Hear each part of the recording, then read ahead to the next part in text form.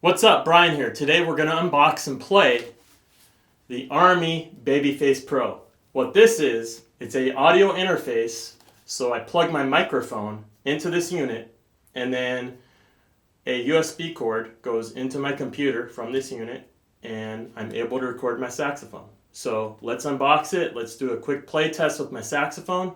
Here we go. So here's the box, Babyface Pro. Here's a picture of the unit. And in the back of the box, we have a whole bunch of words. These are the specifications, which I'll get into once we take a look at it, once I open it, and then these are all other features that the Babyface Pro has. So I'll take this out. There's still some stuff in here, so inside the box, there's the instruction manual, and it looks like it's in a whole bunch of different languages. English is in here somewhere, so it's nice to have a physical copy of it in case you're not near your smartphone or you don't have internet connection, so you can always refer back to this or read it when you're about to go to sleep or something. And then I think also we have, this is the CD with the drivers and the software that allows you to use the Babyface Pro on your computer. So I'll install that later. Now let's get rid of this and take a look at the plastic box here. It's nicely made. Let me open it and take a look. So inside we have some cables. This looks like the USB cable, USB 2.0. It'll work in your USB 3 port. It's real nice, gold plated.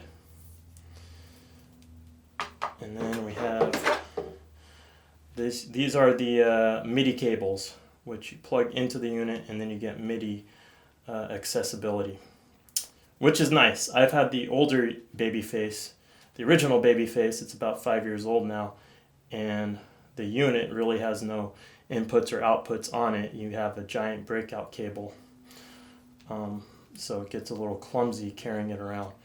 This looks a lot more streamlined. So I'll put the cables over here and I'll put the box away. Now here is the Babyface Pro. It has a nice little pouch, and this is what it looks like. So let's look at all the inputs and outputs and all that. So on the unit we have 2 XLR inputs and then 2 XLR outputs. You have here the USB connection. You have a DC for external power. From my understanding, you really don't need to use this unless you're using the unit in standalone mode, which means you're not using it with a computer. But 99% of the time, when you're plugged into a computer, you do not need external power, which is awesome. And then this is where the MIDI goes. That's what the breakout cable's for. And then these are the output input for the optical output input for ADAT or SPDIF, which is a way to increase. You could put external preamps and stuff like that connected into there, and you can get up to 12 inputs and 12 outputs. So you can record a whole band. A drum alone will take several microphones, but you can record a whole band just with this little unit as the main centerpiece. On the other side, you have 2 direct instrument inputs, which is real cool. You can plug your guitar or bass, something like that, your keyboard in there, and then you have 2 headphone outputs, and one is for a 1/4 inch and one is for 1/8 inch. And what I've read is that they're different impedances. So the higher impedances is for this the bigger output, and that's for more like your professional studio headphones that you're going to probably be using when you're recording. And then this smaller jack is made for, something more consumer level. So they're run by separate drivers, so you're going to get like the best sound out of each headphone output. And the back of the unit, this whole unit is real sturdy. It's made out of a aluminum body. The bottom, it's just typical black, and it has some rubber feet, which is nice. And it's not going to slide around when you're using it, which is real cool. Next, let's take a look at the front of it.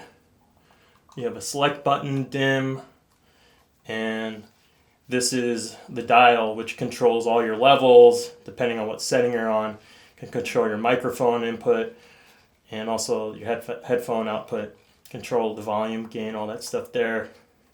And then you have different buttons here, which I need to be using the software to know exactly what they're doing, how they interact with my computer. And then these are 4 LED displays, meters, tell you, what your levels are. You can see it right on the unit here and not have to rely on staring at your computer screen, which is a nice feature.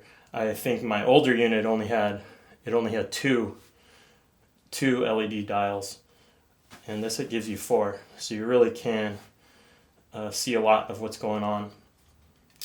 And this records in 192 kilohertz, which from my understanding is the top that you can get in a portable unit like this.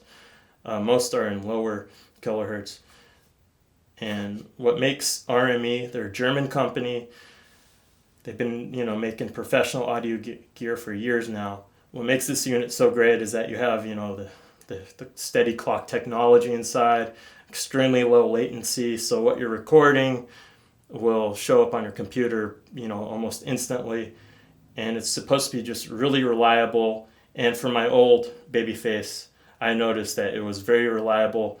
My computer wouldn't be crashing, things like that. It's just a great unit. And also, you get great transparent sound because what you record in is what you get out of this unit. It's not going to color the sound. It's going to give you what you put in. So with that being said, let's plug it in. Let's see how it sounds with my saxophone. I won't be using any EQ or anything like that.